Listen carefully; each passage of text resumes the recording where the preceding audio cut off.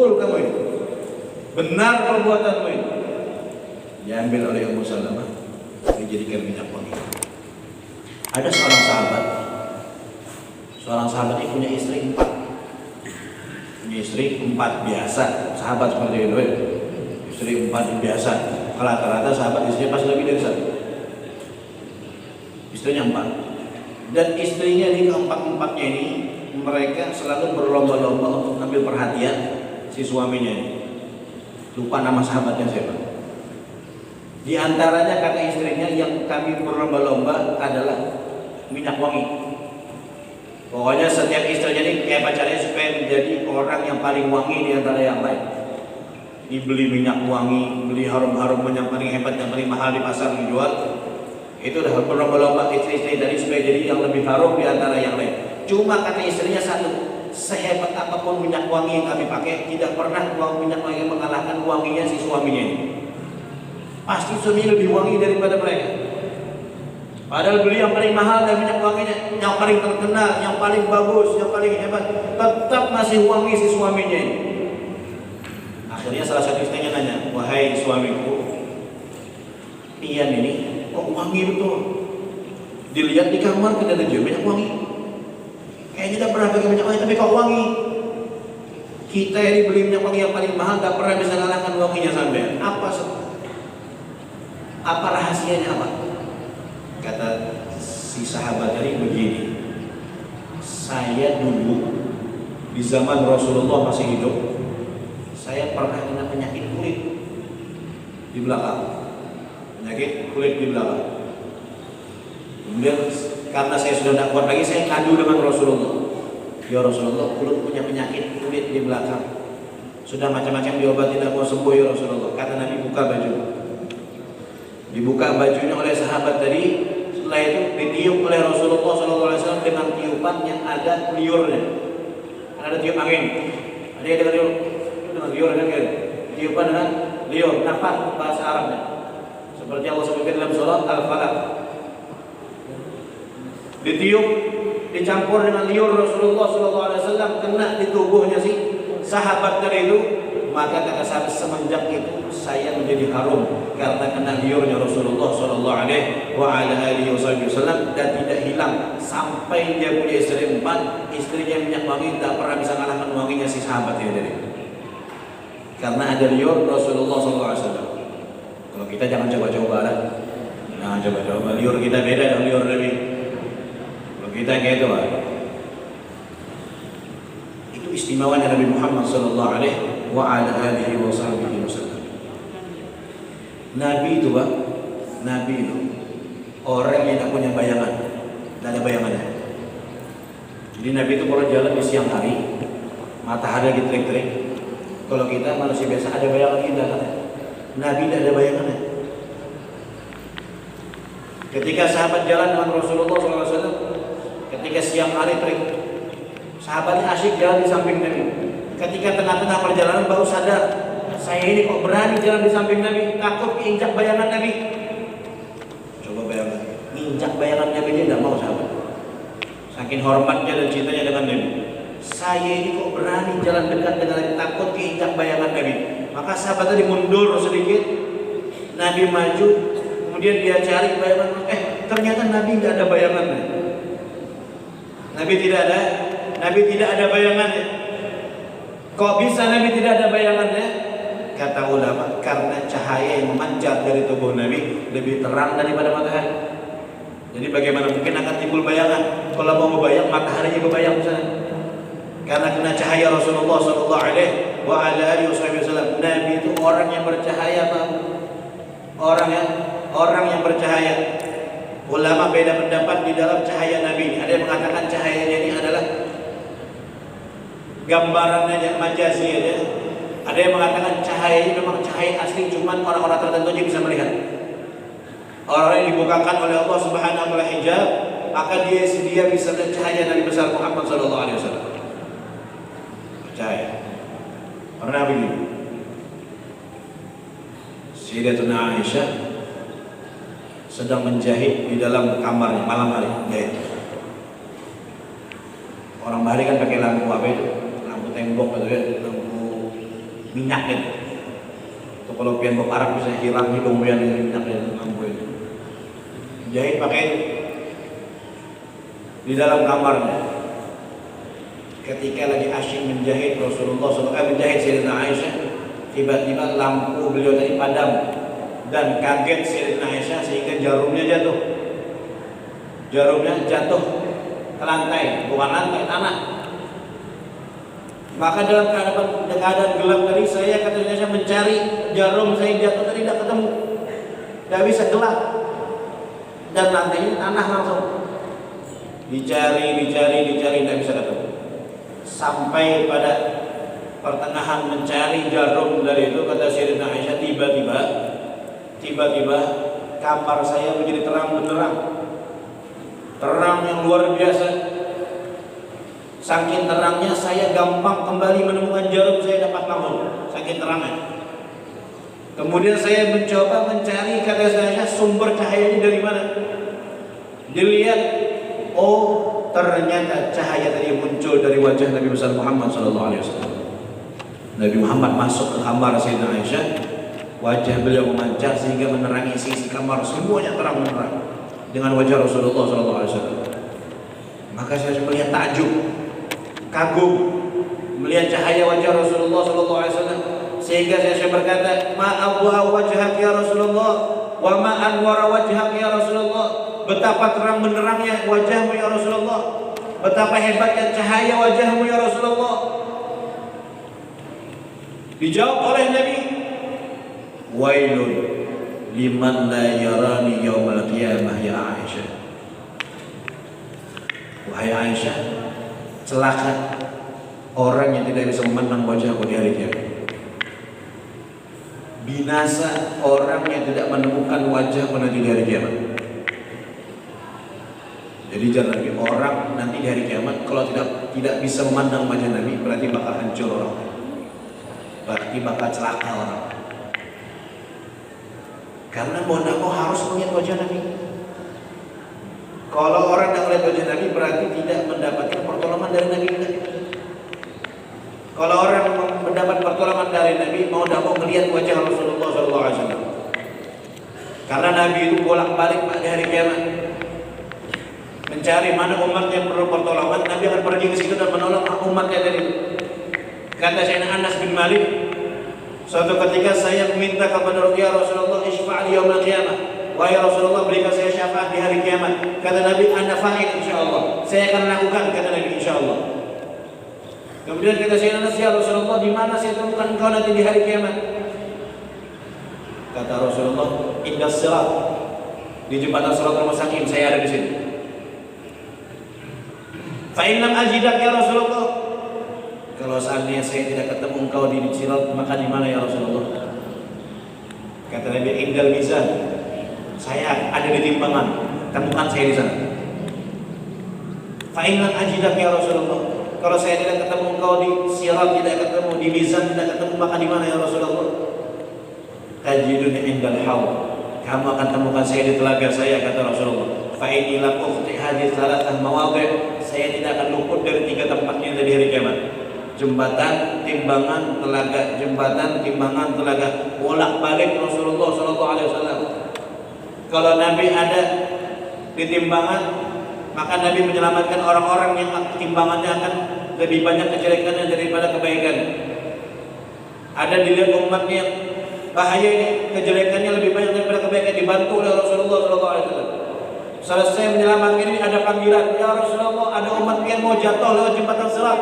Nabi pergi ke sirat. Selesai menyelamatkan ini, ada, ya Rasulullah, ini ada di timbangan, mau dimasukkan neraka, Allah Subhanahu wa taala. Balik lagi Nabi ke timbangan, terus seperti ini. Fa'idilah qawti hadis salah sama oleh 3 tempat ini saya tidak luput, kata Nabi. Jadi kalau kita kadang mendapatkan Nabi di 3 tempat ini, alamat. Karena tidak ada seorang pun di antara kita yang bisa masuk surga tanpa pertolongan Nabi Muhammad SAW. Tidak ada. Seberapa amal kita? Seberapa amal kita? Tidak ada apa-apanya amal kita. Kita beribadah 100 tahun ya. Beribadah 100 tahun, kita beribadah tanpa libur 100 tahun. Itu tuh di akhirat hanya beberapa detik aja. Tidak ada nilainya.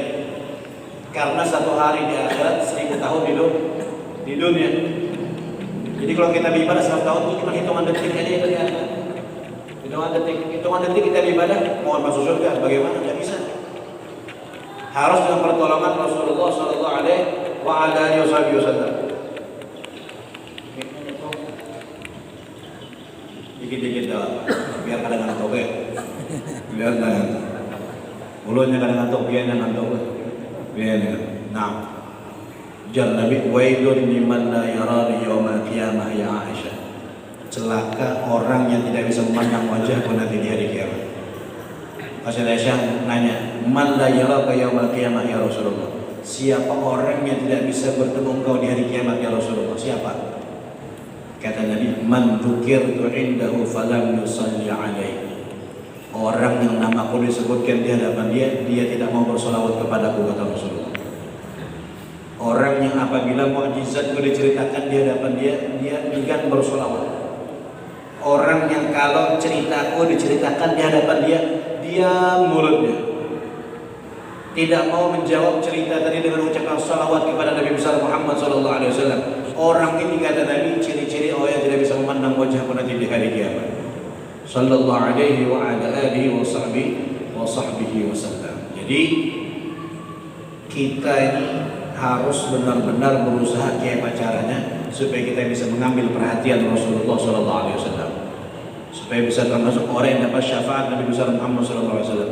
Dari sekian banyak keistimewaan Nabi itu, kita ada bisa menyembuhkan bahwa ini beda dengan makhluk mana aja, beda dengan siapa aja. Ada manusia tanpa bayangan, tidak ada cuma Rasulullah Sallallahu Alaihi Wasallam. Ada manusia keringatnya harum, tidak ada cuma Rasulullah Sallallahu Alaihi Wasallam. Ada orang yang selalu tinggi lihat, tidak ada cuma Rasulullah Sallallahu Alaihi Wasallam. Kalau kita baca banyak lagi keistimewaan Nabi Muhammad Sallallahu Alaihi Wasallam. Tugas kita adalah meyakini dan mencintai Rasulullah Sallallahu Alaihi Wasallam biar hidup kita dekat dengan Nabi dan bisa mendapatkan syafaat Nabi besar Muhammad Sallallahu Alaihi Wasallam. Mudah-mudahan berkat perayaan Maulid ini Allah tanamkan kecintaan kita kepada Nabi Muhammad Sallallahu Alaihi Wasallam, menjadikan kita orang yang gemar melaksanakan sunnah-sunnah Nabi, senang mencari tahu tentang Rasulullah Sallallahu Alaihi Wasallam, dan senang berselawat kepada Nabi Muhammad Sallallahu Alaihi Wasallam. Banyak-banyak selawat. Satu selawat kata Nabi dibalas 10 oleh Allah Subhanahu Wa Taala. Satu selawat dibalas 10. Yang pertama banyak-banyak selawat. Yang kedua jangan tinggalkan sunnah Rasulullah Sallallahu Alaihi Wasallam. Sunnah Nabi jangan ditinggalkan, karena setiap satu sunnah pahalanya seperti orang yang mati syahid. Seperti orang yang mati syahid, satu sunnah yang kita kerjakan pahalanya satu orang yang mati syahid. Bayangkan, diobral oleh Allah Subhanahu Wa Taala, harganya murah tapi pahalanya besar, perbuatannya gampang tapi pahalanya hebat. Diobral oleh Allah sampai kadang ngambil juga terlalu banyak. Gambarannya gini, lahirnya ada mobil harga 1 miliar misalnya, mobil harga 1 miliar. Orang datang ke pian, kenapa? Mobil, tahu kan harga 1 miliar memang, amin. Belum jual ke pian, berapa? 1 juta. Jual ke pian harga 1 juta. Kira-kira belilah kan? Beli, biar kada ada duit ngutang dulu 1 miliar dijual 1 juta, bayangkan. Bukan murah, sangat murah. 1 miliar dijual 1 juta. Kalau orang yang pintar pasti beli walaupun dia kada perlu. Kan ya? Walaupun saya tidak perlu, mobil saya banyak, tapi 1 miliar pasti beli. Ini orang pintar namanya. Orang pintar, orang yang cerdas. Tapi kalau saya ada orang pintar, mobil 1 miliar dijual 1 juta. Jangan enggak, saya tidak mau beli, saya tidak beli. Itu orang tadi pulang cerita dengan siapanya teman-temannya tentang kejadian tadi, pasti orang bilang kamu ini bodoh. Kenapa tidak dibeli? Orang mobil 1 miliar dijual 1 juta, kan begitu? Saya tidak perlu, biar dia yang punya nanti dijual gampang. 1 miliar dijual 1 juta, tidak beli. Orang pasti bilang kamu ini bodoh, kenapa tidak dibeli? Nah, itu gambaran sunnah Rasulullah SAW. Sunnah Nabi itu lebih mahal dari 1 miliar, dan Allah tawarkan lebih murah dari 1 juta. Bahkan tidak pakai uang bisa. Cukup dengan usaha kita dan kita bisa dapat pahala yang begitu besar.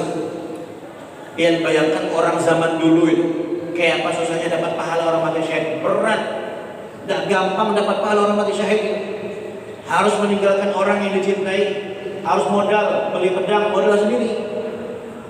Sahabat tuh beli sendiri pedang, kendaraan. Kalau tidak punya kendaraan, tidak punya uang beli kendaraan, ya jangan kaki, mau nak mau.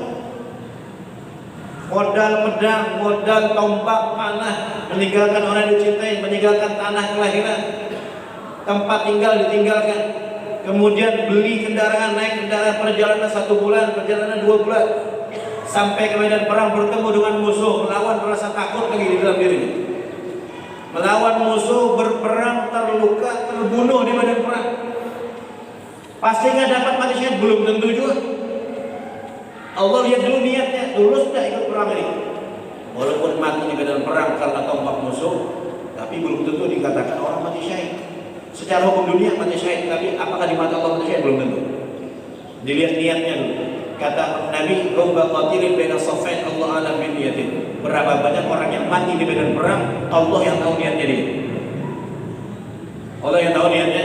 Niat belum tentu sudah mati di medan perang. Niatnya ikhlas baru dapat pahala mati syahid. Kata Nabi, umat saya di akhir zaman kita ini tidak perlu perang, tidak perlu bawa pedang, tidak perlu pergi ke medan perang, tidak perlu melawan musuh. Satu sunnah saya tawarkan kepada mereka, pahalanya 1 orang yang mati syahid. Ini kan diobral oleh Allah, didiskon besar-besaran. Kemudian kita ada ngambil itu sebagaimana yang kita harapkan. Apa yang kita harapkan? Jadi rugi kalau seandainya kita berlalu setiap hari kita, tapi kita tidak melaksanakan sunnah Rasulullah Sallallahu Alaihi Wasallam. Kerjakan sunnah Nabi, biar dapat pahala mati syahid. Sunnah Nabi banyak sunnah Nabi. Di dalam makan ada sunnah Nabi, minum ada sunnah Nabi, tidur ada sunnah Nabi, masuk masjid ada sunnah Nabi, di dalam masjid ada sunnah Nabi, keluar masjid ada sunnah Nabi, masuk rumah ada sunnah Nabi, keluar rumah ada sunnah. Setiap kegiatan kita sehari-hari di dalamnya pasti ada sunnah Rasulullah Sallallahu Alaihi Wasallam. Kita cari, kita pelajari, kita kerjakan. Insya Allah biar dapat kedekatan dengan Nabi dan membawa pahala yang banyak meninggal dunia ke alam barzakh. Amin ya rabbal alamin. Jadi pertama tadi perbanyak salawat kepada Rasulullah. Yang kedua sunnah Nabi dikerjakan. Kalau sudah pian berselawat banyak, kemudian sunnah Nabi dikerjakan. Yang ketiga adalah cintai anak keturunan Rasulullah SAW. Dah 3 ini pian pegang, insya Allah pian berhak dapat syafaat Nabi besar Muhammad SAW. Jangan takut, pasti dicari oleh Nabi nanti di hari kiamat. Ya, mudah-mudahan Allah jadikan kita semuanya diberikan keberkahan oleh Allah Subhanahu Wa Taala berkat acara maulid kita yang mulia ini. Semoga semua yang hadir di sini dengan sehat walafiat oleh Allah Subhanahu Wa Taala, dijaga oleh Allah Subhanahu Wa Taala daripada berbagai macam penyakit, berbagai macam bala, musibah dan segala macam dihindarkan semuanya dan diangkat segala pandemi oleh Allah Subhanahu Wa Taala, dihilangkan daripada alam semesta kita ini, dan Allah jadikan kita orang-orang yang diampuni dosa kita yang besar dan yang kecil. Kita keluar dari majelis ini kecuali dosa kita dihapus oleh Allah Subhanahu Wa Taala, dan Allah matikan kita semua dalam keadaan husnul khatimah, dalam keadaan cinta Nabi Muhammad Sallallahu Alaihi Wasallam, dan kita nanti masuk syurga bi ghairi hisab, dikumpulkan dengan Nabi Muhammad SAW di dalam syurga firdausnya Allah Subhanahu Wa Taala, dan Allah tanamkan kepada anak-anak kita cinta kepada Nabi Muhammad Sallallahu Alaihi Wasallam. Jaga anak-anak kita daripada fitnah-fitnah akhir zaman, dijadikan anak-anak yang saleh dan salehah, kebanggaan kita yang bisa memberikan kebahagiaan kita dunia dan akhirat, dan kebahagiaan kepada Nabi besar Muhammad Sallallahu Alaihi Wasallam. Mudah-mudahan Allah Subhanahu Wa Taala memandang dengan pandangan ridha, pandangan rahmat dan pandangan maghfirah. Amin ya rabbal alamin. Ala hadhihi sallallahu alaihi wa hadratin Nabi Muhammad sallallahu alaihi wasallam. Al-Fatihah.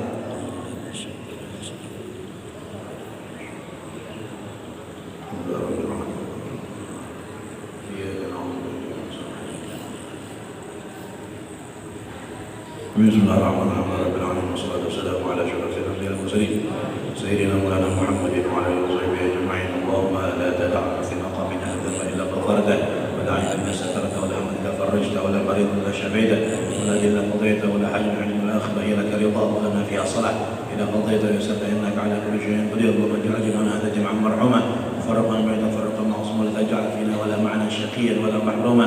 ربنا تقبل منا انك انت السميع العليم وتب علينا انك انت التواب الرحيم. ربنا اتنا في الدنيا حسنة وفي الآخرة حسنة وقنا عذاب النار. صلى الله على سيدنا محمد وعلى آله وسلم. سبحان ربك رب العزة عما يصفون. Wassalamu ala mursalin walhamdulillahi rabbil alamin. Ini dari saya, kurang lebihnya minta maaf, ada salah-salah kata minta maaf, kalau kepanjangan minta maaf. Hadza minni wal afu minkum. Assalamu alaikum warahmatullahi wabarakatuh.